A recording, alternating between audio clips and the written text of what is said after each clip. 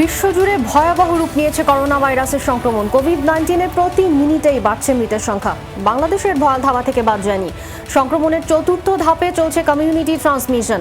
Corona সব খবর, update এবং পরামর্শ নিয়ে আমাদের নিয়মিত আয়োজন corona update, presented by mister hygiene. সাথে থাকছি আমি টিনা নন্দী।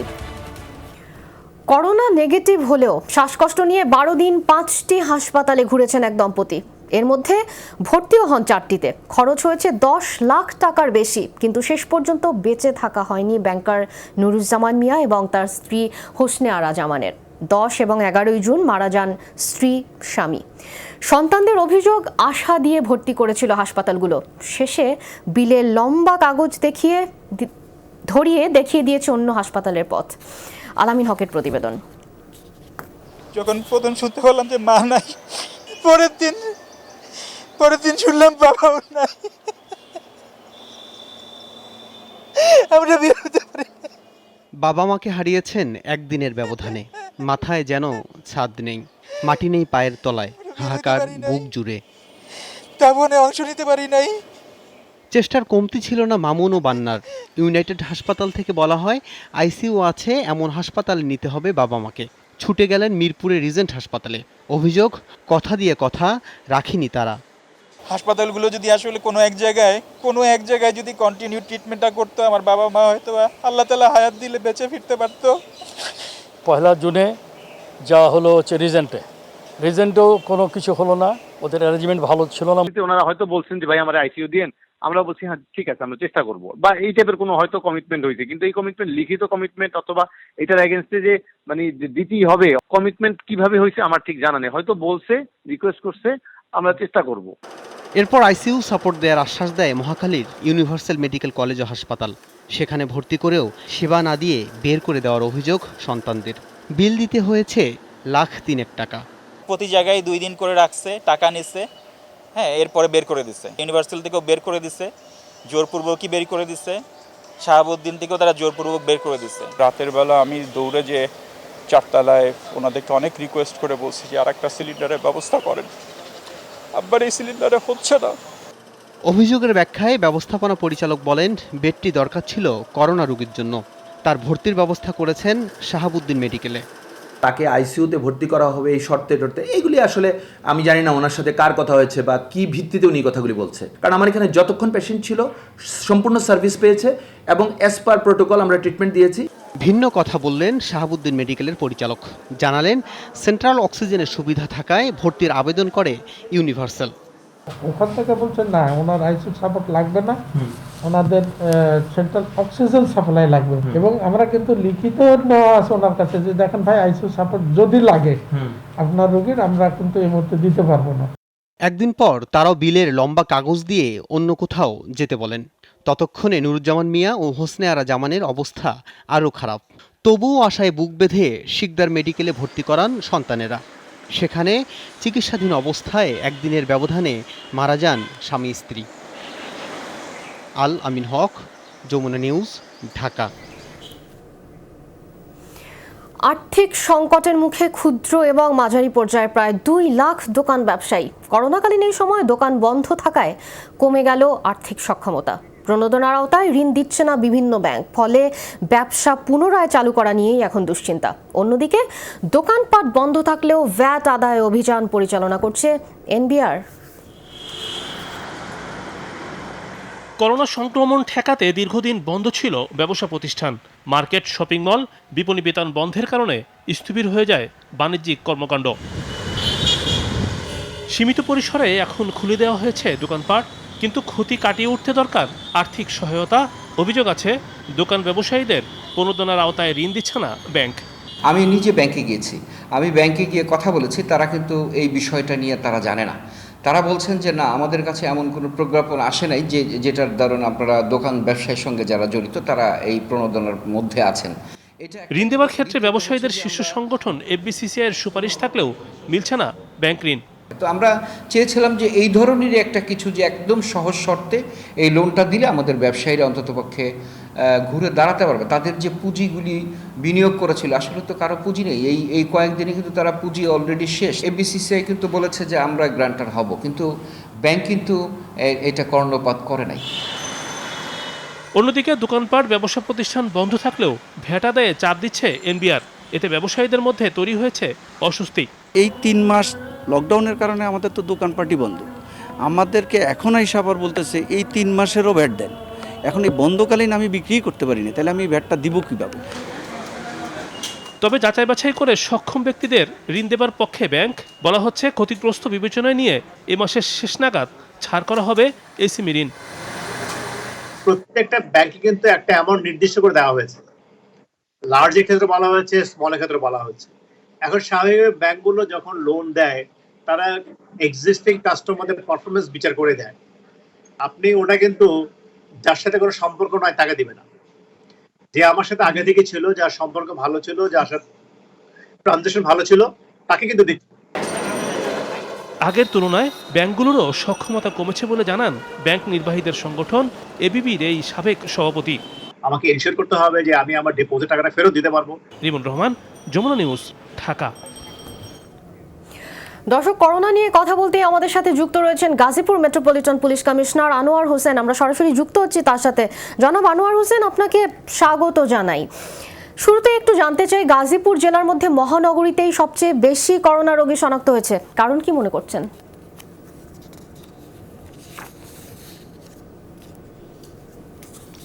ধন্যবাদ আপনাকে। আপনি জানেন যে গাজীপুর একটি শিল্প অধ্যুষিত এলাকা। এখানে প্রচুর পোশাক কারখানা রয়েছে। এছাড়া পোশাক শিল্প কারখানা ছাড়াও আরো অন্যান্য প্রচুর কারখানা রয়েছে। এখানে প্রচুর পরিমাণে লোক বসবাস করে, ভাসমান লোক আছে। এখানে মানুষের মুভমেন্ট অন্য যে কোনো জায়গার তুলনায় অনেক বেশি। সেই কারণে একদম কোভিড আক্রমণের শুরু থেকেই ঢাকা, নারায়ণগঞ্জ, গাজীপুর এই 3টা অঞ্চলেই আক্রান্ত রোগীর সংখ্যা বেশি ছিল। এখনো সেটা আছে, তবে সেটা এখন পুরোপুরি নিয়ন্ত্রণে আছে। এখনো যদি আমরা বলি, যেমন মহানগরীর সদর থানা এলাকায় একটু বেশি থাকলেও কোনাবাড়িতে কম আছে, কাশিমপুরে কম আছে, পুবাইল এলাকায় কম আছে। তো সেইখানে আমরা যেভাবে শুরু থেকে প্রচারণা করছিলাম মানুষকে সচেতন করার জন্য, মানুষকে স্বাস্থ্যবিধি মেনে চলার জন্য, যে এলাকাগুলোতে সেটা বেশি মানুষ অনুসরণ করেছে সেই এলাকাটাতে কম আছে, কিন্তু সদর টঙ্গী এলাকাতে মানুষের ঘনত্ব বেশি থাকার কারণে এখানে কিছুটা বেশি আছে।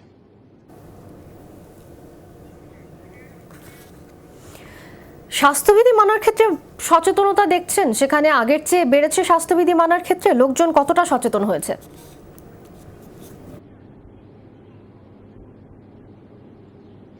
আগের তুলনায় অনেক ক্ষেত্রেই সচেতন হয়েছে। এখন প্রথম দিকে যেমন মানুষ একেবারেই মাস্ক ব্যবহার করতে চাইতো না, এখন আমরা দেখতে পাচ্ছি যে অন্তত 90% মানুষ মাস্ক ব্যবহার করছে এবং সবসময়ই সেই মাস্কটা ব্যবহার করছে।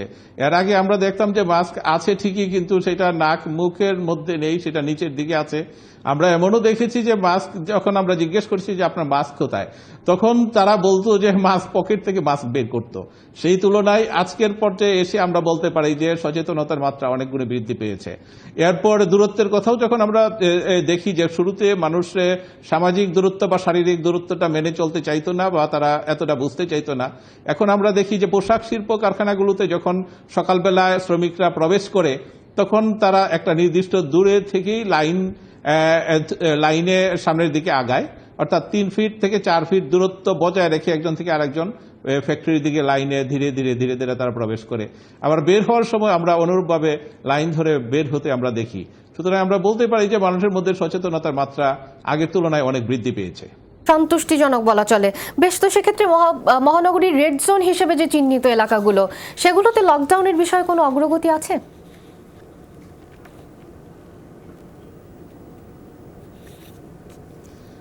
জি, রেড জোন হিসাবে মহানগরীর কোনো এলাকাকে রেড জোন হিসাবে ঘোষণা করা হয় নাই।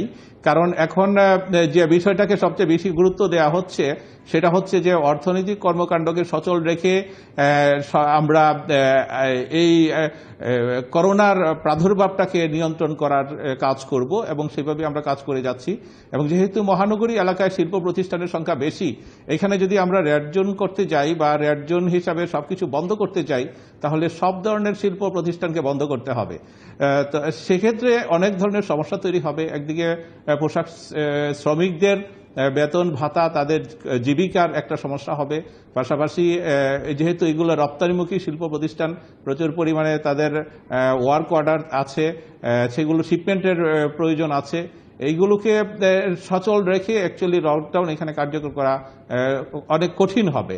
সেই কারণে আমরা এই অর্থনৈতিক কর্মকাণ্ডকে সচল রেখে মানুষের সচেতনতাকে বৃদ্ধি করে এই করোনার প্রাদুর্ভাব আমরা নিয়ন্ত্রণ করার জন্য মাঠ পর্যায়ে কাজ করে যাচ্ছি। সেভাবেই চেষ্টা করবেন জনাব আনোয়ার হোসেন, অনেক ধন্যবাদ আপনাকে।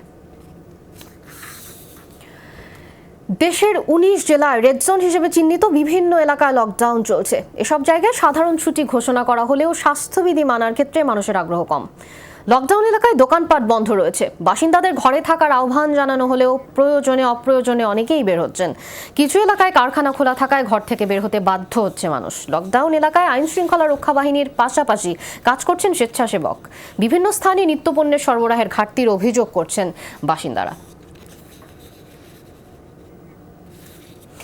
রেড জোনে লকডাউনের খবরই আমরা জানাতে কুষ্টিয়া থেকে যোগ দিয়েছেন সহকর্মী মাহতাবুদ্দিন লালন। সরাসরি যুক্ত হচ্ছি তার সাথে। লালন, লকডাউন এলাকায় মানুষের বিধিনিষেধ মেনে চলছে কিনা, কতটা প্রবণতা রয়েছে তাদের সেটা জানাবেন, এবং পাশাপাশি প্রশাসনের তৎপরতা কেমন দেখছেন?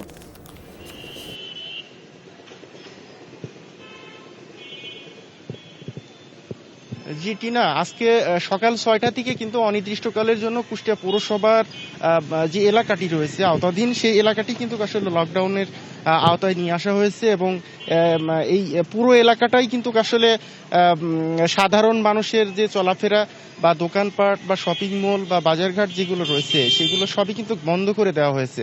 পাশাপাশি কিন্তু আসলে সাধারণ মানুষ কিন্তু আজকে যেহেতু প্রথম দিন, সেই ক্ষেত্রে সাধারণ মানুষের উপস্থিতি কিন্তু বাইরে রয়েছে।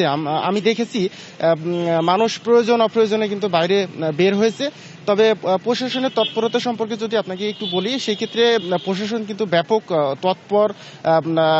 সকাল থেকেই তারা কিন্তু আসলে শহরের বিভিন্ন এলাকাতে বিভিন্ন মোবাইল টিমের মাধ্যমে কিন্তু তারা সাধারণ মানুষকে উদ্বুদ্ধ করছেন এবং যাতে তারা ঘরে ফিরে যান এবং যাতে বাইরে বিনা প্রয়োজনে ঘোরাফেরা না করেন সে ব্যাপারে কিন্তু আসলে সাধারণ মানুষের সাথে তারা কথা বলছেন, বোঝাচ্ছেন। প্রয়োজনে কিন্তু আসলে তারা রোড আচরণও করছেন। আমি কিছুক্ষণ আগেও দেখেছি যে অতিরিক্ত পুলিশ সুপারের নেতৃত্বে কিন্তু পুলিশের একটি দল, আমি যেখানে দাঁড়িয়ে আছি কুষ্টিয়া শহরের শাপলা চত্বর, এখানে কিন্তু অভিযান তারা হেঁটে হেঁটে কিন্তু আসলে সাধারণ মানুষের কে আসলে ঘরে ফেরানোর জন্য চেষ্টা করছেন এবং কোনো দোকানপাট যাতে কোনো দোকানদার খুলতে না পারেন সে ব্যাপারেও কিন্তু তাদেরকে বার্তা দিয়েছেন। তো এখন পর্যন্ত বলা যায় কিনা আসলে কুষ্টিয়াতে লকডাউন যেহেতু আজকে নতুনভাবে আবার শুরু হলো, হয়তো আমরা আশাবাদী বা আমরা আশা করছি যে হয়তো সেটি কার্যকর হবে সঠিকভাবে। টিনা, লালন, অনেক ধন্যবাদ আপনাকে। করোনা পরিস্থিতিতে ঘরবন্দি অবস্থায় কেমন আছে আমাদের শিশুরা? চার দেয়ালে বন্দি এসব শিশুদের মধ্যে বাড়ছে প্রযুক্তি, ডিভাইস, গেজেট এবং অনলাইন ক্লাসের অভ্যস্ততা। চ্যালেঞ্জিং এই সময়কে কেমন করে সামাল দিচ্ছেন শিশু, অভিভাবক এবং শিক্ষকরা? বিশেষজ্ঞরা বলছেন শিশু মনে চাপ হয় এমন কিছু না করে শুনতে হবে শিশুর কথা। আহমেদ রেজার রিপোর্টে বিস্তারিত।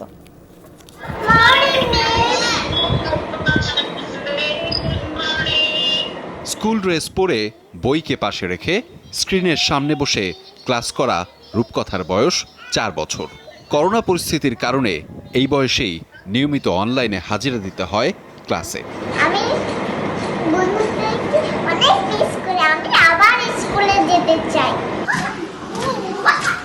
নেই ক্লাসরুমের হুড়হুড়ি, নেই বন্ধু বান্ধব, দিন রাতের রুটিনই গেছে বদলে। তবুও একলা মনে সময় পার, কিন্তু মিস করার তালিকা যে বড্ড দীর্ঘ শিশু রায়াত ও নোরার কাছে। বাসায় পড়তে বসতে ভালো লাগে না, কারণ আমি বন্ধুদের অনেক মিস করি। শুক্র শনি আর রবি সব একই হয়ে যাচ্ছে, ভালো লাগছে না, কোথাও যেতে পারছি না। ক্লাস 1-এর নাবিহার সময় এখন 4 দেয়ালেই বন্দি। নামিরা ও নাজিফের অবস্থাও একই। প্রযুক্তিতে কিংবা ডিভাইসের বেড়াজালেই তাদের সকাল, দুপুর, রাত। বাসায় সারাক্ষণ মোবাইল টিপে দোলনার মধ্যে ঘুরি, সোফার মধ্যে বসে বসে টিভি দেখি। স্কুলের মাঠে আমার খুব খেলতে ইচ্ছে করে, এখন তো সব বন্ধ, সারাক্ষণ বাসায় থাকতে ভালো লাগে না। বাবা আমাকে খেলনা কিনে দিয়েছে, তারপরেও ভালো লাগে না। করোনা পরিস্থিতির কারণে দীর্ঘ সময় ঘরে থাকতে থাকতে শিশু মনে হচ্ছে নানা পরিবর্তন। তাদের মেজাজ একটু খিটমিটে হয়ে যাচ্ছে, অসহিষ্ণু হয়ে পড়ছে। তো তো এই সার্বিক স্থবিরতাটা আসলে বাচ্চাদের মধ্যে বা স্কুল কলেজ পড়ুয়া ছেলে মেয়েদের মধ্যে একটা বিরূপ প্রভাব ফেলছে। কখনো টিভি দেখতে চাচ্ছে, কখনো মোবাইলে গেম খেলতে যাচ্ছে, কখনো ল্যাপটপ নিয়ে দেখতে চাচ্ছে। মানে আসলে পড়াশোনার চাইতে তারা ডিভাইসের দিকে আসক্তটা বেশি হচ্ছে। শিশুদের প্রযুক্তি নির্ভরতা নিয়ে ভাবাচ্ছে অভিভাবকদের। তবে শিশু মনে বাড়তি চাপ না দেওয়ার পরামর্শ বিশেষজ্ঞদের। শিশুকে এই সময় বকা দেওয়া যাবে না, ধমক দেওয়া যাবে না, মার দেওয়া যাবে না এবং তাদেরকে পড়ালেখার জন্য খুব চাপ দেওয়া যাবে না। যেটি করতে হবে তাদের রুটিনটি যাতে ঠিক থাকে সেটির দিকে নজর দিতে হবে। পরিবর্তিত পরিস্থিতিতে শিশুকে বেশি করে সময় দেওয়ার উপর জোর দেন বিশেষজ্ঞরা। আহমেদ রেজা, যমুনা নিউজ, ঢাকা। বিশ্বজুড়ে করোনা ভাইরাসে আক্রান্তের সংখ্যা 95 লাখ ছাড়ালো। 24 ঘন্টায় নতুন সংক্রমণ শনাক্ত হয়েছে 2.5 লাখ। প্রাণ গেছে আরও 5,000 মানুষের। মোট প্রাণহানি 4,85,000 ছুঁই। 8 শতাধিক মৃত্যুতে যুক্তরাষ্ট্রের প্রাণহানি দাঁড়ালো 1.25 লাখের মতো। সংক্রমণ 24,63,000। তবে বুধবার দিনের সর্বোচ্চ মৃত্যু দেখেছে ব্রাজিল। প্রাণ গেছে 1100-র বেশি মানুষের। দেশটিতে মোট মৃত্যু প্রায় 54,000, আক্রান্ত 12 লাখের মতো। মেক্সিকোতে মারা গেছেন 950 মানুষ। মোট প্রাণহানি ছাড়িয়েছে 24,000, আক্রান্ত প্রায় 2 লাখ। মহামারীর 6 মাস পর পরিস্থিতি কিছুটা নিয়ন্ত্রণে ইউরোপে। করোনা ভাইরাসের চিকিৎসা এবং গবেষণা নিয়ে আলোচনার জন্য যুক্তরাষ্ট্র থেকে আমাদের সাথে যুক্ত রয়েছেন মেডিসিন এবং এইডস বিশেষজ্ঞ ডক্টর সুভাষ শিকদার। আমরা সরাসরি যুক্ত হচ্ছি তার সাথে। ডক্টর সুভাষ, আপনাকে স্বাগত জানাচ্ছি। শুরুতেই যেটি জানতে চাই, গেল 40 বছরে এইচআইভি এইডসের কিন্তু কোনো ভ্যাকসিন আবিষ্কার হয়নি। তো কি মতামত আপনার? 2-1 বছরে করোনা ভাইরাসের প্রতিষেধক মানুষের হাতে পৌঁছানো সম্ভব হবে?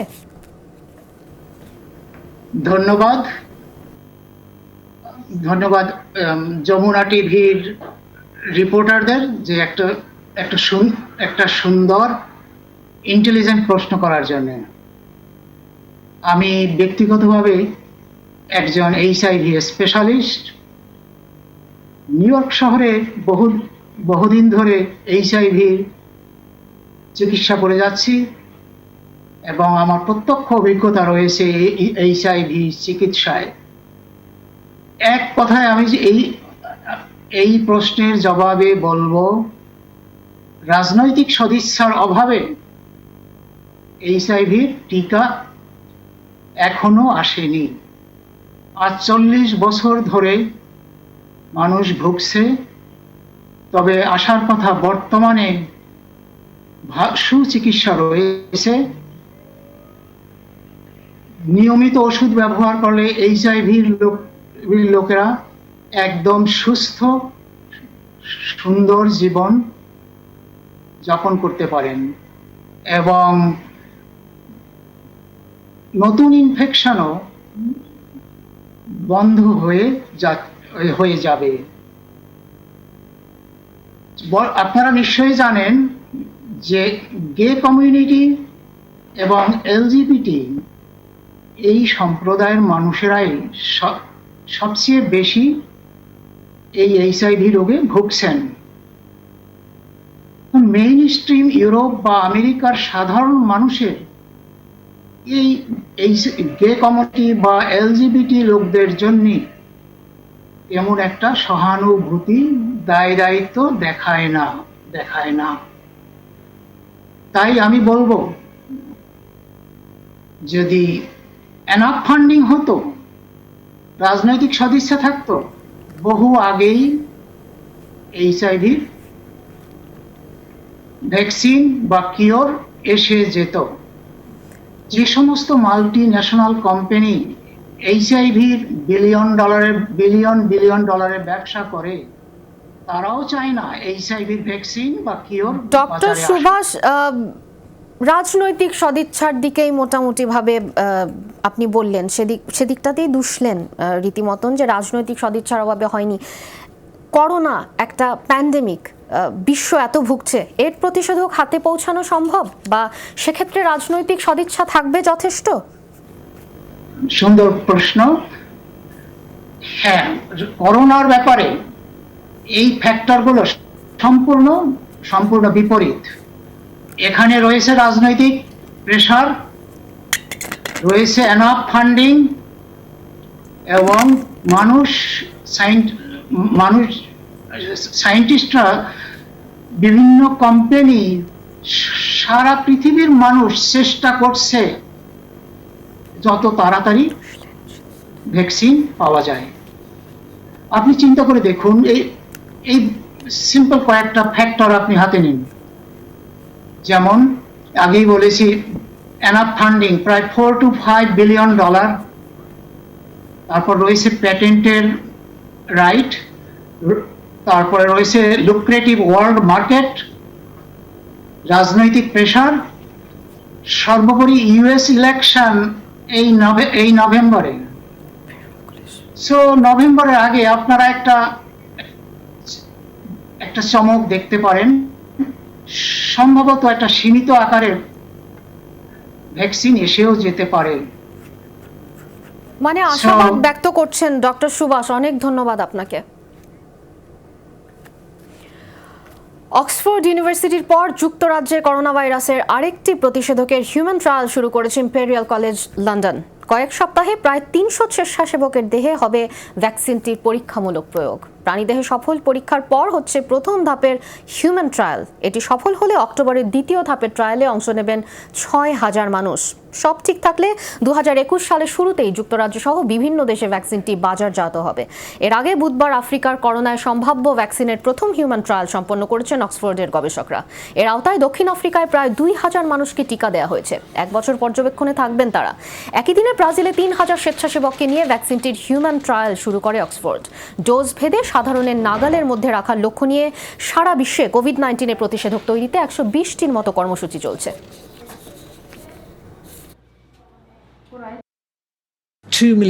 প্রতি লিটারে 20 লাখ ডোজ ভ্যাকসিন তৈরির পথে রয়েছে আমরা। কাজেই এটির কার্যকারিতা প্রমাণ হলে সারা পৃথিবীতে এটি পৌঁছে দেওয়া খুব একটা কঠিন হবে না। এটি উৎপাদন বা মজুদে নতুন কারখানা বা গুদামও প্রয়োজন হবে না।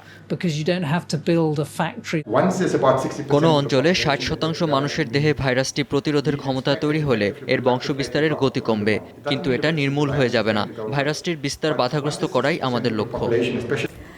দেশে ফিরতে পারছে না সৌদিতে থাকা কয়েকশো বাংলাদেশি শিক্ষার্থী। সরকার বলছে বৃত্তি নিয়ে পড়তে যাওয়ায় সৌদি সরকারই টিকেটের ব্যবস্থা করবে। ফ্লাইট স্বল্পতায় সময় লাগছে বলে ধারণা পররাষ্ট্র প্রতিমন্ত্রীর। দূতাবাস বলছে শিক্ষার্থীদের প্রয়োজনীয় কাগজপত্র ইস্যুর পাশাপাশি দেশটির সরকারকেও বিষয়টি জানানো হয়েছে। বৃত্তি নিয়ে সৌদিতে পড়াশোনা কয়েকশো বাংলাদেশি শিক্ষার্থীর। এরকম 10টি বিশ্ববিদ্যালয়ে 200-রও বেশি শিক্ষার্থী করোনায় আটকা পড়েছেন সেখানে।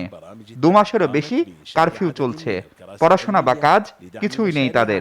এরই মধ্যে শিক্ষা জীবনও শেষ কয়েকজনের, কিন্তু শর্ত অনুযায়ী তাদের খরচ বহন করছে না দেশটির সরকার। স্কলারশিপের মেয়াদ শেষ হওয়ার কারণে স্টাইপেন্ড বন্ধ রয়েছে।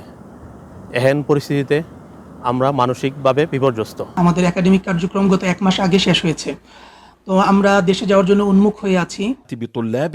প্রতি বছর গ্রীষ্মের ছুটিতে দেশে আসলেও এবার হয়নি, তাই দেশে ফেরার আকুতি তাদের। দেশে আমাদের অনেকেরই বৃদ্ধ অসুস্থ বাবা মা রয়েছেন, তাদের সাথে সাক্ষাতের জন্য আমাদের মন ব্যাকুল হয়ে রয়েছে। আমরা খুবই ডিপ্রেসড এবং মানসিকভাবে বিপর্যস্ত হয়ে যাচ্ছি। বাংলাদেশ দূতাবাসের সাথে যোগাযোগ করছেন আটকে পড়া শিক্ষার্থীরা। রাষ্ট্রদূত জানিয়েছেন সৌদি পররাষ্ট্র মন্ত্রণালয়কে আনুষ্ঠানিকভাবে জানানো হয়েছে বিষয়টি। সৌদির উপরে আমাদের কোনো কন্ট্রোল নাই। বিমান হলে অবশ্যই আমরা একটা ব্যবস্থা নিতাম, কিন্তু আমাদের যে দায়িত্ব ছিল যে তাদের ফ্লাইট, সৌদি ফ্লাইট অ্যারেঞ্জমেন্ট করার জন্য এবং এনওসি দেওয়ার জন্য, সেটা আমরা দিয়ে দিয়েছি। এরই মধ্যে দেশে ফিরেছে অন্য দেশের শিক্ষার্থীরা। পররাষ্ট্র মন্ত্রণালয় বলছে সৌদি ইমিগ্রেশন কোভিড সনদ ছাড়া কাউকে ছাড়লে তাকে দেশে কোয়ারেন্টাইনে থাকতে হবে।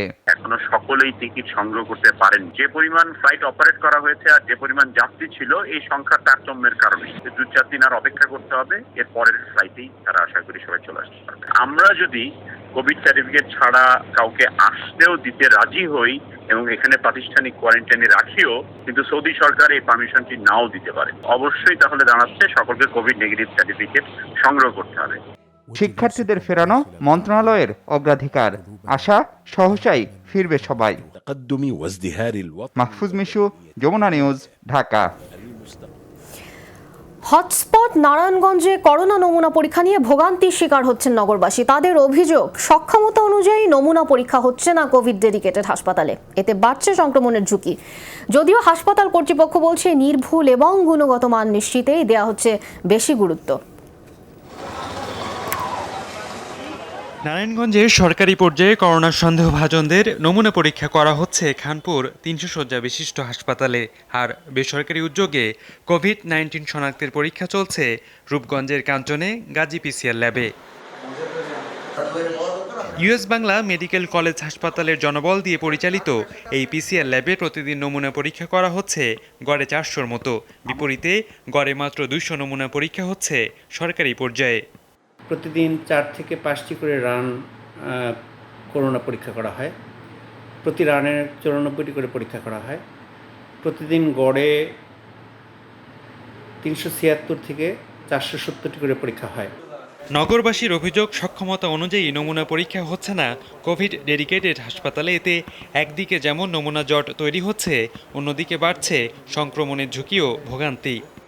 এত বড় একটি হাসপাতাল, এত ফ্যাসিলিটিস, সেখানে ২৬০ ২৮০ বেশি টেস্ট তারা করতে পারছে না। এই ক্ষেত্রে দেখা যায় ওই যে এত বেশি পারে, এটা তো আর একটু বেশি করা লাগে, দেখা যায় সম্ভব তো হয় না। ল্যাব আরও ২-৪টা যদি বাড়ায় তাহলে গরিব মানুষের জন্য ভালো হবে।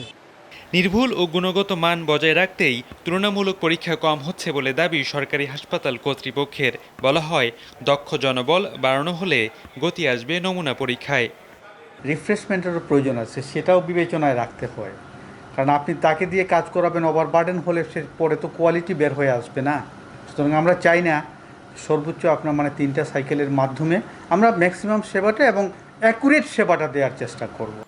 হটস্পট নারায়ণগঞ্জে শতকের ঘর ছাড়িয়েছে করোনা আক্রান্ত হয়ে মৃতের সংখ্যা। রাকিব খান, যমুনা নিউজ।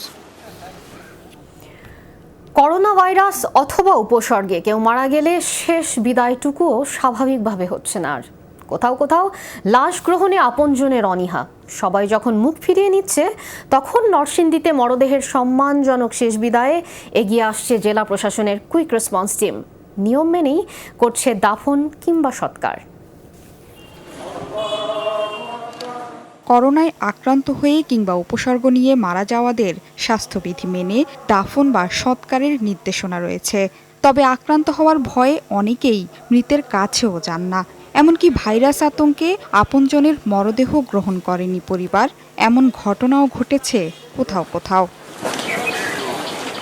এমন পরিস্থিতিতে মরদেহের সম্মানজনক বিদায়ে নরসিংদীতে কাজ করছে জেলা প্রশাসনের কুইক রেসপন্স টিম।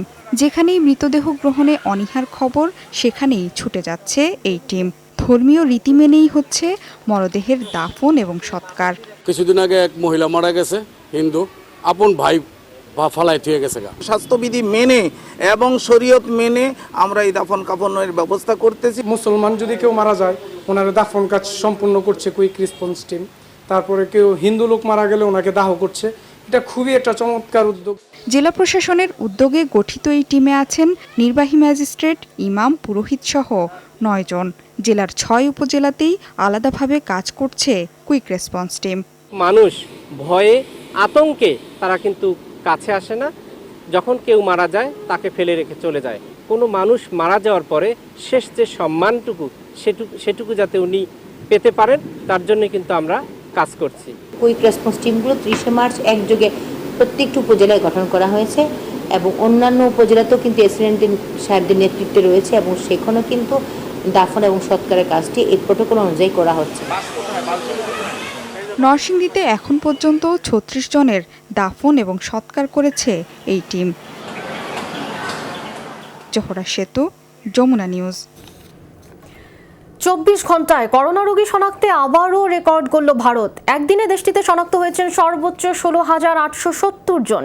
দেশটিতে 73.5 লাখ নমুনা পরীক্ষায় করোনা পজিটিভ 4,73,000-এর মতো। বৈশ্বিক সংক্রমণের তালিকায় চতুর্থ অবস্থানে ভারত। 424 জনের মৃত্যুতে মোট প্রাণহানি 15,000 ছুঁই। মৃত্যু আর সংক্রমণে সবচেয়ে এগিয়ে মহারাষ্ট্র।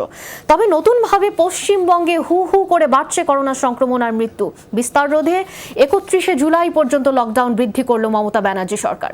এদিকে প্রথম শিক্ষা প্রতিষ্ঠান হিসেবে জুলাই থেকেই মুখোমুখি পাঠদান কর্মসূচি শুরু করতে যাচ্ছে আইআইটি বম্বে। পাকিস্তানে কালোবাজারিদের হাতে করোনা চিকিৎসার প্লাজমা থেরাপি। ব্রিটিশ গণমাধ্যম গার্ডিয়ানের অনুসন্ধানী প্রতিবেদনে উঠে এসেছে বর্তমানে দেশটির কালোবাজারে এক ব্যাগ প্লাজমা বিক্রি হচ্ছে 3 থেকে 10 লাখ রুপি পর্যন্ত। সেখানকার চিকিৎসকদের অভিযোগ, দুর্বল চিকিৎসা কাঠামোর ফায়দা লুটছে এক শ্রেণীর অসাধু মানুষ। প্রাণঘাতী করোনা ভাইরাসের প্রাদুর্ভাব বেড়েই চলেছে পাকিস্তানে। বাড়তি রোগীর চাপ, দুর্বল স্বাস্থ্য অবকাঠামো, স্বাস্থ্যকর্মীরা আক্রান্ত হওয়া সহ ভয়াবহ পরিস্থিতিতে দেশটি। এর মাঝেই সামনে এলো ন্যাক্কারজনক ঘটনা। দেশটির প্লাজমা চিকিৎসা পুরোপুরি কালোবাজারিদের হাতে। কোভিড-19 সংক্রমণ থেকে সেরে ওঠা ব্যক্তিদের রক্তের প্লাজমা ভাইরাসটির বিরুদ্ধে বেশ কার্যকর। চিকিৎসকদের দাবি, সব করোনা আক্রান্তদের জন্য নয়, বরং মৃত্যু পথযাত্রী ব্যক্তির প্রাণ বাঁচাতেই এ প্লাজমা থেরাপি। করোনা আক্রান্ত একজন সুস্থ ব্যক্তির শরীর থেকে একবারে 900 ml প্লাজমা সংগ্রহ করা যায়, যা থেকে মুমূর্ষু 2 জন রোগীর চিকিৎসা হতে পারে।